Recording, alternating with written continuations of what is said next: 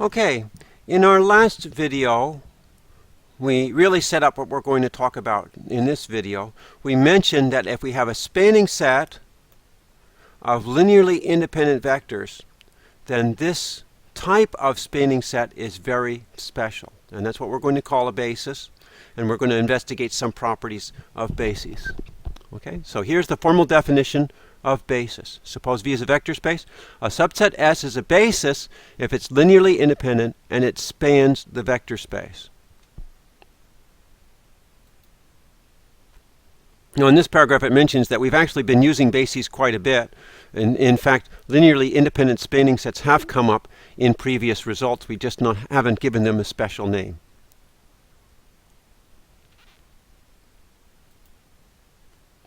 Now, we haven't said anything about whether bases are unique. In the last video, we mentioned that if you have a basis, it gives a unique representation, but in fact, vector spaces may have many bases. In some cases, there's a particularly simple basis for a vector space, and such basis is called standard basis. Okay. Remember that when we had the standard unit vectors in CM, if you remember what those are, the first one is 1, 0, 0, 0, 0. The second one is 0, 1, 0, 0, 0, 0, 0, 1, 0, 0. So actually the columns of the identity matrix are the standard unit vectors.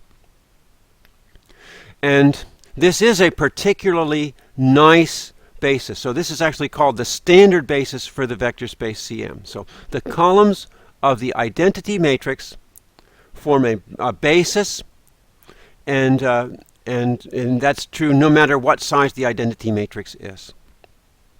Okay, and to prove that, you just need to show that the columns of the identity matrix are linearly independent and that they span the vector space CM. And that really follows very quickly. We know that they're linearly independent because this matrix is non-singular. We know that they span CM because I can always solve the equation Ix is equal to B for any vector B. So for any vector B, I can actually, in this case, x will be equal to B. Okay, so I can always express any vector in CM as a linear combination of these columns. So that gives us the two parts, that the set of column vectors here are linearly independent and that they span this vector space CM. All right. Now, with polynomials, we have a similar nice basis.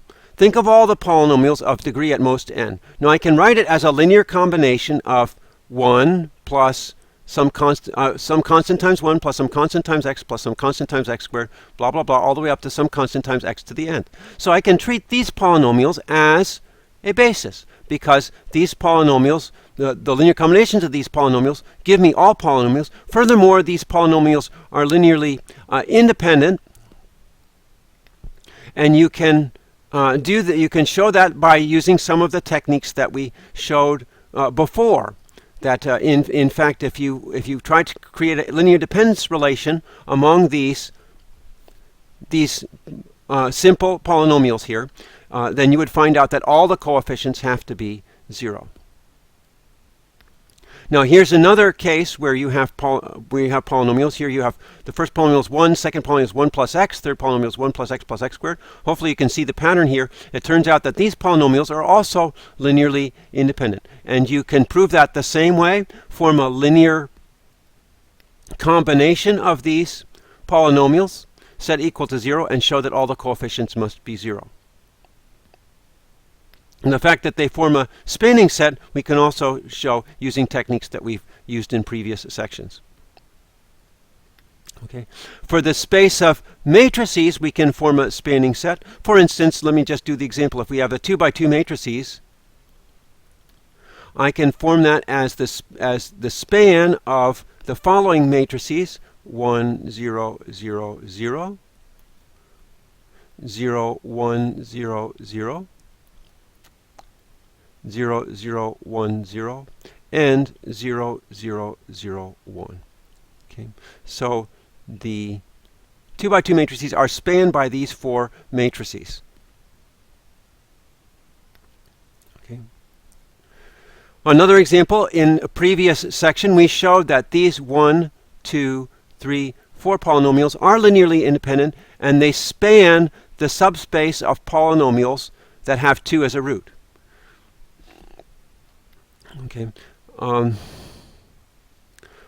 Right, so it seems to me that we showed this before, but let's go ahead and show this again, that in fact these different polynomials are linearly independent and therefore form a basis for this subspace. Okay, to verify that they're linearly independent, form a linear combination.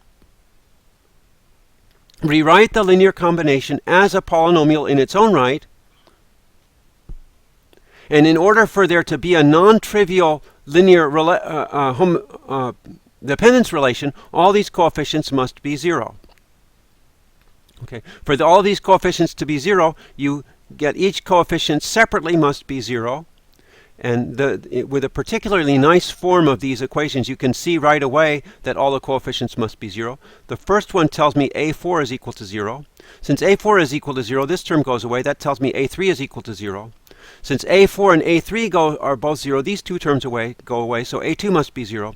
All right, and similarly we get A1 must be 0, and this also tells me A1 must be 0. So by laddering up these system of equations, we get that in fact all coefficients must be 0.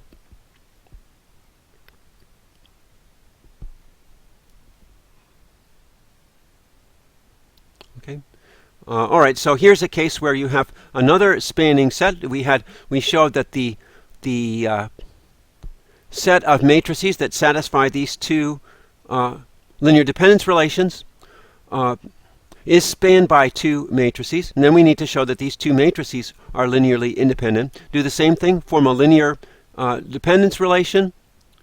The result is given here. And in order to guarantee that this is equal to 0, we get conditions on alpha 1, alpha 2. When you solve them, you find out the only solution is alpha 1 and alpha 2 equal to 0. Okay. Okay, so let me stop there, and we'll continue with the next section.